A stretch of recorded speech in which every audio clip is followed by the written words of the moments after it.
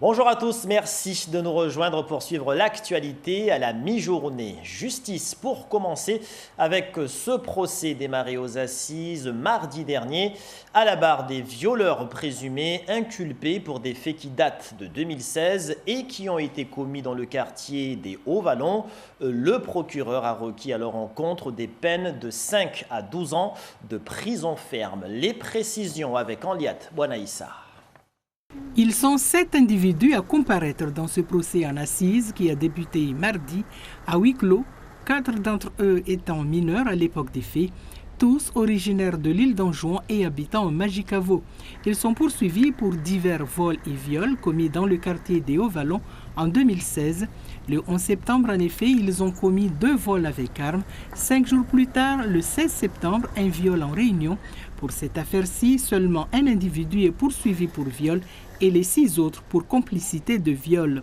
Jugés en première instance, ils étaient tous placés en détention provisoire à la prison de Majicavo depuis le 20 septembre 2016. Les investigations n'étaient pas arrêtées pour autant. 3 ans après s'ouvre le procès en assises et au regard des faits graves qui leur sont reprochés, l'avocat général a requis 12 ans de prison à l'encontre du principal accusé, assorti d'une interdiction de séjour sur le territoire français. 10 ans de prison pour 3 d'entre eux, 8 ans pour l'un d'eux, 5 et 6 ans pour les 2 autres.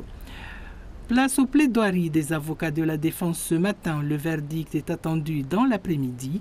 À noter que c'est la première fois à Mayotte qu'un procès en assises dure 4 jours. On parle emploi dans ce journal et nous prenons la direction du collège Kwale du côté de Tsunzu. Sur place, un forum des métiers est en cours. Sans plus tarder, nous rejoignons en direct l'organisatrice de l'événement, membre du Rotary Club Mamoudzou Hippocampe, Nadine Afidou. Bonjour. Tout d'abord, quelles sont les motivations qui vous ont conduite à organiser ce forum ?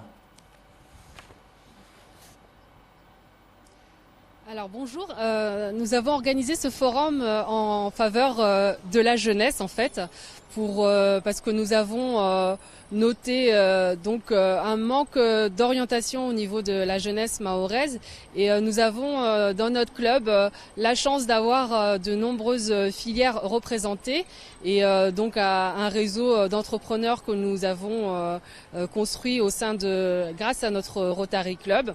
Et donc c'était l'occasion pour nous de leur présenter l'ensemble de nos métiers pour qu'ils puissent s'orienter de la meilleure manière. Alors vous parlez d'un ensemble de métiers que vous présentez, mais quels sont justement ces métiers que vous proposez à ces élèves aujourd'hui ? Alors, on a de la chance d'avoir effectivement une trentaine d'entreprises, voire même 40, aussi bien dans la formation que dans l'accompagnement des entreprises avec les chambres consulaires. On a des métiers dans la sécurité, l'ensemble des métiers de la sécurité publique, la police, la gendarmerie. Nous avons également des sapeurs-pompiers, les métiers de la douane, les métiers d'assurance, de banque. Vraiment, on a de la chance d'avoir énormément de métiers, également la grande distribution, l'esthétique.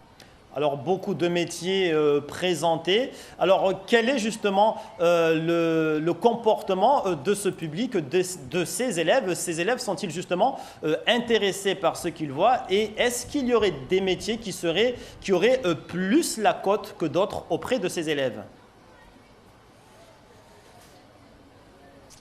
Bah écoutez, les enfants sont effectivement intéressés. Je pense qu'ils sont vraiment à l'aube du choix de leurs orientations. Mais c'est vrai que certains métiers, ils découvrent certains métiers. Les métiers qui les intéressent le plus, ce sont ceux qu'ils voient en fin de compte au quotidien. Les métiers de sage-femme, de policier, de gendarme, ce type de métier.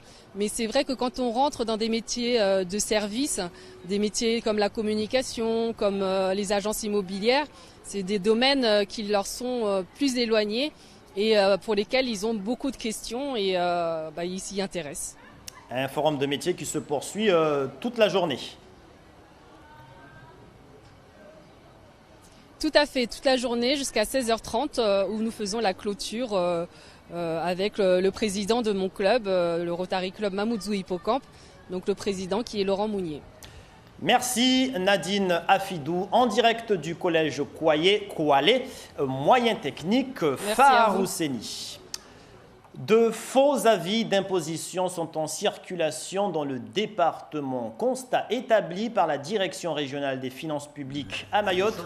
Une version papier issue du découpage des avis d'imposition afin de produire les faux documents.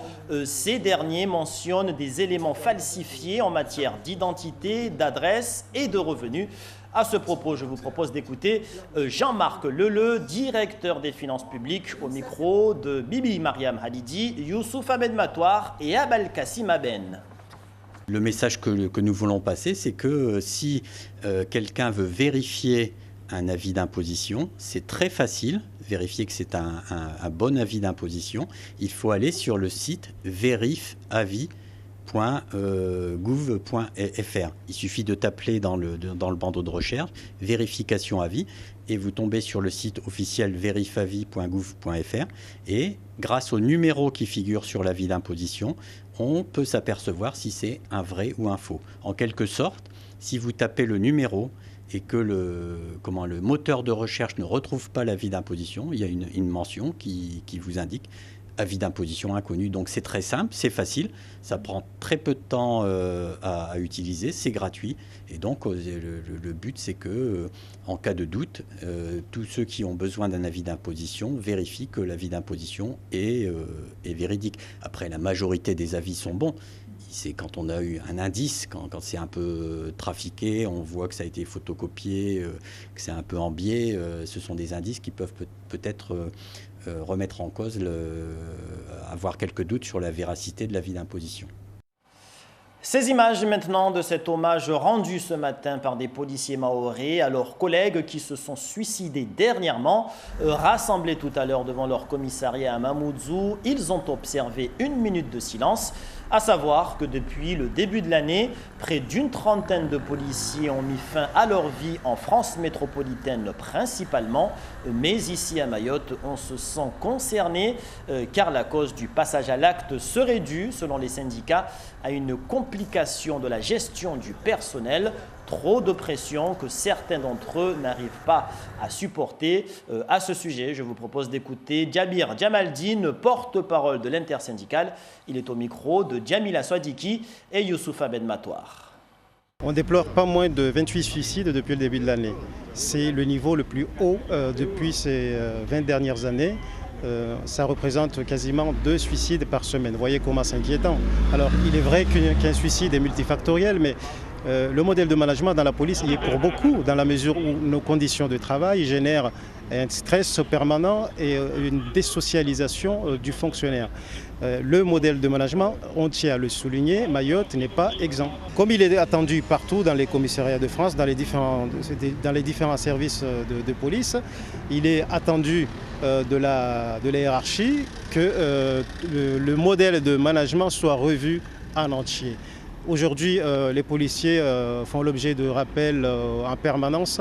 Ce sont des horaires pénibles, des consignes très contraignantes.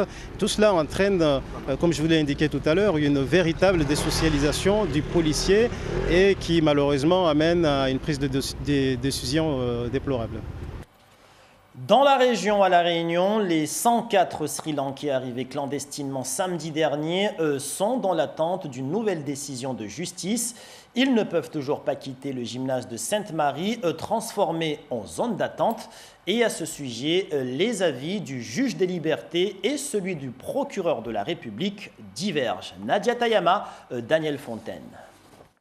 Les 104 migrants présentés au tribunal hier ne sont restés libres que quelques minutes dans la soirée. Le parquet a immédiatement fait appel de la décision des juges des libertés et de la détention. On est quand même satisfait parce que 3 juges ont décidé que justement nos arguments avaient eu gain de cause et que nous avions réussi justement à démontrer que les migrants ne devaient pas rester en zone d'attente. On va reprendre le combat, c'est-à-dire qu'on va bien démontrer non seulement que nos arguments étaient les bons et que justement aussi, puisqu'on va s'appuyer également sur l'ordonnance qui a été rendue par les 3 juges des libertés de la détention. On va s'appuyer sur cette ordonnance pour dire que finalement, on ne voit pas pourquoi cette ordonnance devrait être infirmée demain. Le bras de fer judiciaire se poursuit. Dès demain matin, les 104 ressortissants sri-lankais, actuellement au gymnase de Duparc, seront transférés à la cour d'appel de Saint-Denis pour une nouvelle journée d'audience marathon. Et voilà qui met un terme à ce journal. Merci pour votre fidélité. Dans un instant, la suite du 12-14 avec votre émission Place Publique. Prochain rendez-vous de l'information ce soir, 19h. Bel après-midi à tous sur La Première.